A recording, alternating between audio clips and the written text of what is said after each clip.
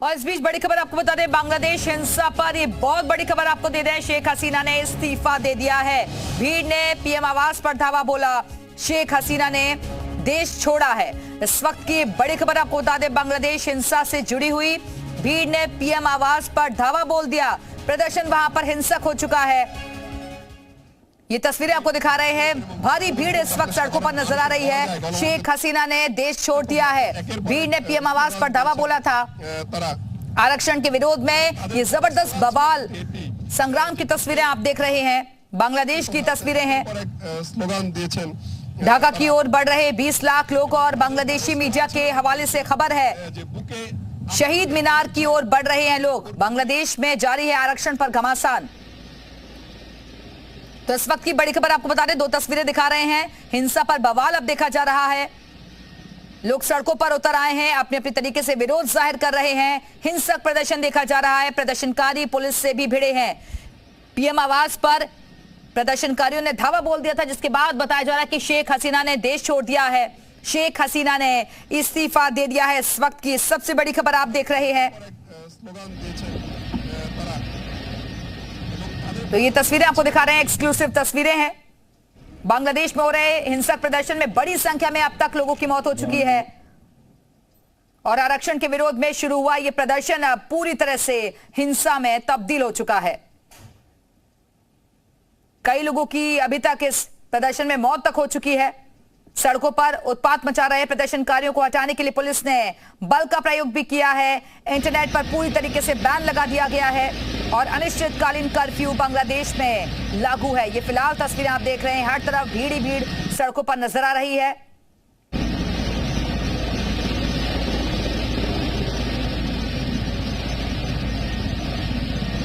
बांग्लादेश में लगातार खराब हो रहे हालातों के बीच ये तस्वीरें आप देख रहे हैं।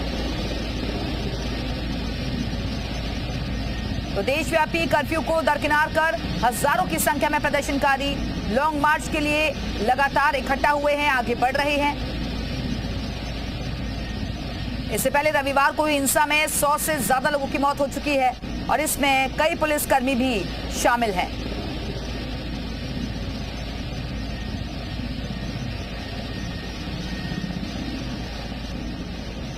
ये एक्सक्लूसिव तस्वीरें आपको दिखा रहे हैं।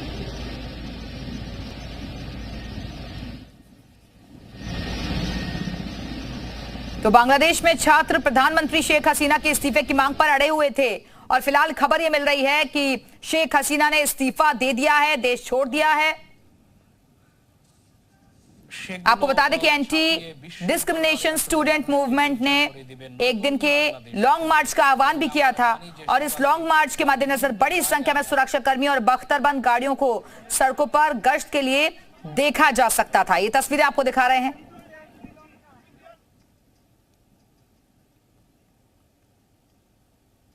क्या ये माना जाए कि कट्टरपंथी जो इस्लामी है, इस्लामिक ताकतें हैं, वो बांग्लादेश में हावी हो चुकी हैं? ये भी बहुत बड़ा सवाल है। इन सब के बीच अलग अलग तस्वीरें सामने आ रही हैं। बांग्लादेश के पीएम हाउस के अंदर घुस करके फर्नीचर तक उठा करके ले गए हैं छात्र। सवाल ये उठता है कि ये छात्रों का आंदोलन था या फिर अराजकतावादियों का आंदोलन था, जिन्होंने छात्रों के आंदोलन के बहाने शेख हसीना की सरकार गिराने की पृष्ठभूमि तैयार की और इसका असर ये हुआ कि शेख हसीना को इस्तीफा देना पड़ा है। इन सब के बीच यहां हंगामा तोड़फोड़ होती हुई दिख रही है पीएम हाउस के अंदर और शेख मुजीबुर रहमान की मूर्ति को भी तोड़ा गया है। बेहद शर्मनाक बांग्लादेश के इतिहास में ये काले दिन के तौर पर याद किया जाएगा, जहां न सिर्फ तख्ता पलट किया गया बल्कि अपने राष्ट्र निर्माता का भी अपमान किया जा रहा है। शेख हसीना बांग्लादेश छोड़ चुकी हैं, भारत आ चुकी हैं, लेकिन बड़ा सवाल यह है कि बांग्लादेश जो पिछले कुछ समय से तरक्की के रास्ते पर चला था, वहां ऐसा लगा था कि लोकतंत्र मजबूत हुआ है। क्या एक बार फिर से राजनीतिक अनिश्चितता के भंवर में फंस जाएगा? क्या एक बार फिर से वहां मिलिट्री रूल आ जाएगा? क्या वहां फिर से भारत विरोधी ताकतें हावी हो जाएंगी? इन सब सवालों के जवाब भविष्य के गर्भ में है, लेकिन सवाल यह भी है कि भारत क्या इस मामले में क्या कोई भूमिका होगी, क्योंकि भारत का पड़ोसी देश है बांग्लादेश। पिछले कुछ समय में वहां चीन का भी दखल बढ़ा है, पाकिस्तान भी लगातार वहां अपनी दखलंदाजी बढ़ाना चाहता है और ऐसे में अब बांग्लादेश के हालात पर भारत की नजर लगातार बनी हुई है। 4 तस्वीरें देखिए। एक तस्वीर जिसमें सड़कों पर हुड़दंगियों का, प्रदर्शनकारियों का कब्जा, दूसरी तस्वीर जिसमें कि प्रदर्शनकारी पीएम हाउस के अंदर घुस चुके हैं, तीसरी तस्वीर जो सबसे शर्मनाक, जहां उनके राष्ट्रपिता शेख मुजीबुर रहमान का अपमान किया जा रहा है, मूर्ति तोड़ी जा रही है। অভূতপূর্ব দৃশ্য যে রিকশা শ্রমিক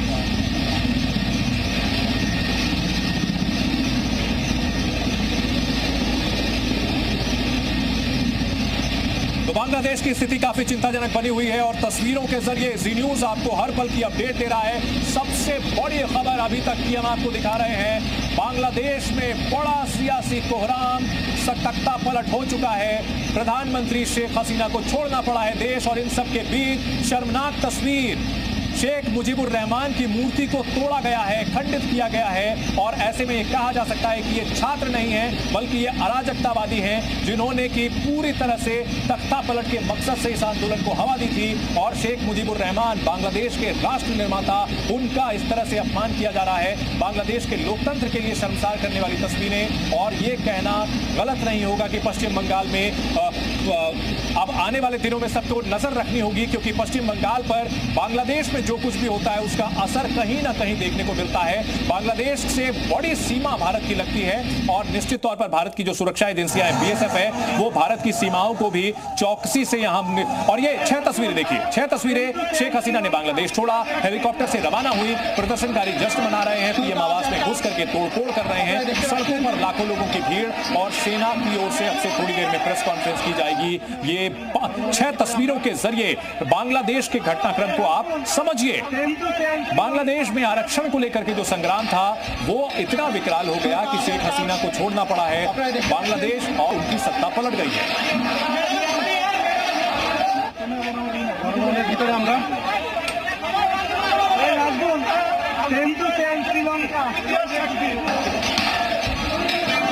हमारे साथ विदेश मामलों के जानकार अमिताभ सिंह साहब हैं। सिंह साहब, ये तस्वीरें डरावनी हैं, चिंताजनक है और भारत के लिए कतई मुफीद नहीं कही जा सकती। शेख मुजीब की मूर्ति को तोड़ा गया है वहां पर। देखिए, ये अजीब तो है लेकिन कोई नई बात नहीं है। अगर आप बांग्लादेश की राजनीति से अवगत होंगे तो पिछले शताब्दी में 2000 तक ऐसे कई सीन हुए थे जब आर्मी ने टेक ओवर किया था या पार्टियां बदली थी, सरकारें बदली थी, तो ये बहुत। आपको रोकना चाहेंगे सर, एक और बड़ी खबर आ गई है। शेख हसीना बयान देना चाहती थी लेकिन खतरे के चलते हेलीकॉप्टर से निकली और जाहिर सी बात है जिस तरह से प्रधानमंत्री आवास में लोग घुस गए हैं, उनकी जान को भी खतरा था और खतरे को देखते हुए भांपकर उन्होंने वहां से वो निकलना ही मुनासिब समझा। और इन सबके बीच यहां अब सेना के वर्दी वाले वर्दियां नजर आने लगी है और बताया जा रहा है कि अब से थोड़ी देर में प्रेस कॉन्फ्रेंस हो सकती है आर्मी चीफ की, सेना की प्रेस कॉन्फ्रेंस हो सकती है। अब से थोड़ी देर में सेना की प्रेस कॉन्फ्रेंस होगी, बांग्लादेशी सेना की प्रेस कॉन्फ्रेंस, इस वक्त की बड़ी खबर। और ऐसे में मिलिट्री रूल का कहीं ना कहीं खतरा बहुत बढ़ चुका है। और ये जो तस्वीर हम आपको दिखा रहे हैं, अब से थोड़ी देर में यहीं पर प्रेस कॉन्फ्रेंस होने जा रही है, पल पल की अपडेट हम आपको देंगे। अब से थोड़ी देर में सेना की प्रेस कॉन्फ्रेंस हो सकती है ये शायद प्रेस कॉन्फ्रेंस शुरू हो रही है, सुनाते हैं आपको।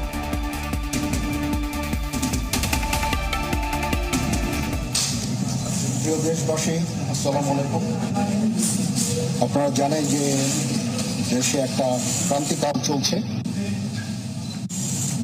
আমি সমস্ত রাজনৈতিক দলের নেতৃবৃন্দকে এখানে আমন্ত্রণ করেছিলাম, ওনারা এখানে এসেছেন। আমরা একটা সুন্দর আলোচনা করেছি।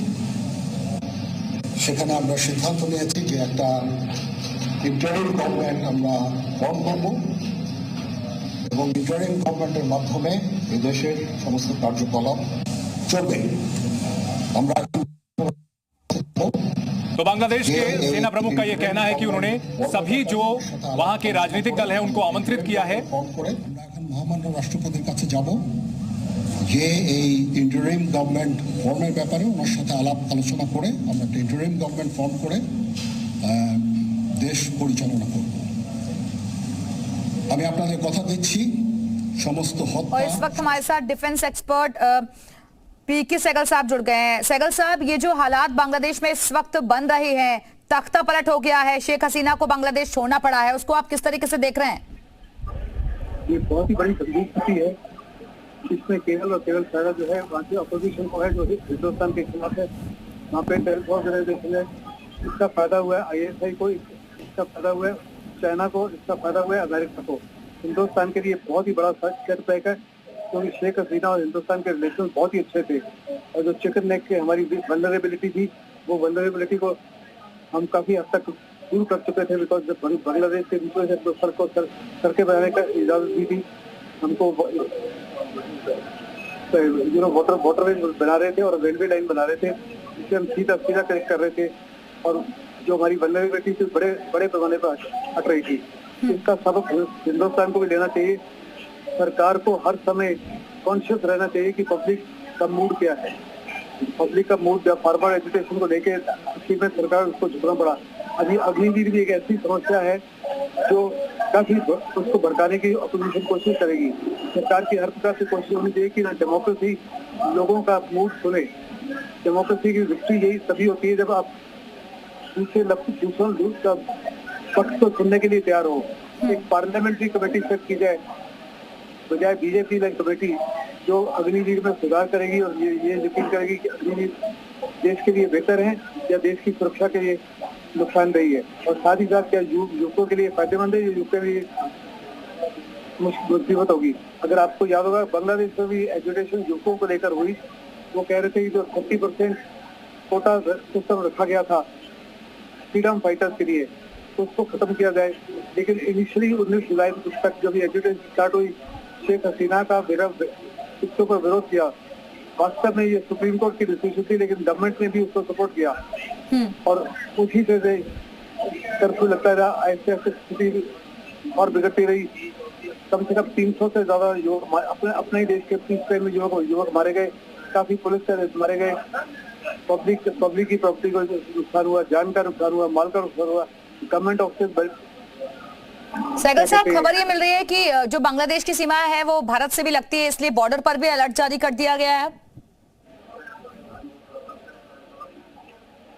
इसमें किसी प्रकार का कोई शक नहीं। हिंदुस्तान में बॉर्डर पे अलर्ट करना लाजमी है कि फोर्सेज अलर्ट करें, क्योंकि बड़े पैमाने पर वहाँ से लोग जो हैं हिंदुस्तान की तरफ आ सकते हैं। खासकर के ये निगाह के रखते हैं कि कहा जा रहा है कि वो बांग्लादेश को छोड़ के सिक्योर प्लेस में चली गई है और अगरतला में आ गई है। लेकिन उनका जो 15 साल का रूल था, वो रूल डेफिनेटली खत्म हो गया। इस समय मिलिट्री ने टेक ओवर किया है, और मिलिट्री साफ तौर पे कह रही है कि वो कॉन्स्टिट्यूशन को ओबे करेगी, और जो कॉन्स्टिट्यूशन जो मुताबिक अगला कार्रवाई करेगी। वो करते हैं या नहीं करते, ये तो समय बताएगा। क्योंकि अगर एक बार मिलिट्री टेक ओवर कर लेती है तो बड़ी आसानी से वो पावर हैंड ओवर नहीं करती सिविल को। तो कब मिलिट्री फ्रेश इलेक्शन कराएगी, 3 महीने का चाहती है, 6 महीने का चाहती है, साल का चाहती है, कोई पता नहीं। लेकिन स्थिति काफी चिंताजनक है, काफी ज्यादा गंभीर है, और इसके हिंदुस्तान के लिए खास करके बहुत ही बड़ा। सहगल साहब, लेकिन तस्वीरों को देखकर अंदाजा लगा रहे हैं, ऐसा लग रहा है कि उसमें प्रदर्शनकारी तो थे ही, लेकिन इसका फायदा अराजक तत्वों ने भी उठा लिया था। बेटे, मैं मार्केट के अंदर हूँ, आवाज आपकी सुनाई नहीं दे रही, बहुत भीड़ है इधर। जी सहगल साहब, तमाम अब क्योंकि सेना की तरफ से प्रेस कॉन्फ्रेंस भी की जा रही है, इसमें बताया जा रहा है कि सभी राजनीतिक दलों को बुलाया गया है और सभी से चर्चा करने के बाद ही अंतिम फैसला लिया जाएगा सरकार गठन के लिए। देखो, अभी तो जहाँ तक शेख हसीना का ताल्लुक है, उनकी सरकार खत्म हो चुकी है, वो दोबारा सत्ता में नहीं आ सकती जी। ये प्रदर्शन उनके खिलाफ थे, उनका 15 साल का रूल खत्म हो गया जी। ये जो लास्ट इलेक्शन हुई थी उसमें अपोजिशन ने इलेक्शन को बाइकआउट किया था। चलिए, बहुत बहुत शुक्रिया आपका सहगल साहब, हमारे से जुड़ने के लिए, अपनी बात रखने के लिए। तो बांग्लादेश की तस्वीरें हम लगातार आपको दिखा रहे थे, लेकिन इस वक्त सेना की तरफ से प्रेस कॉन्फ्रेंस की जा रही है, उसकी तस्वीरें आप देख रहे हैं। बांग्लादेश के सेना प्रमुख की तरफ से बयान सामने आया है, सभी राजनीतिक दलों को बुलाया गया है। बांग्लादेश के हालात पर सेना की नजर है।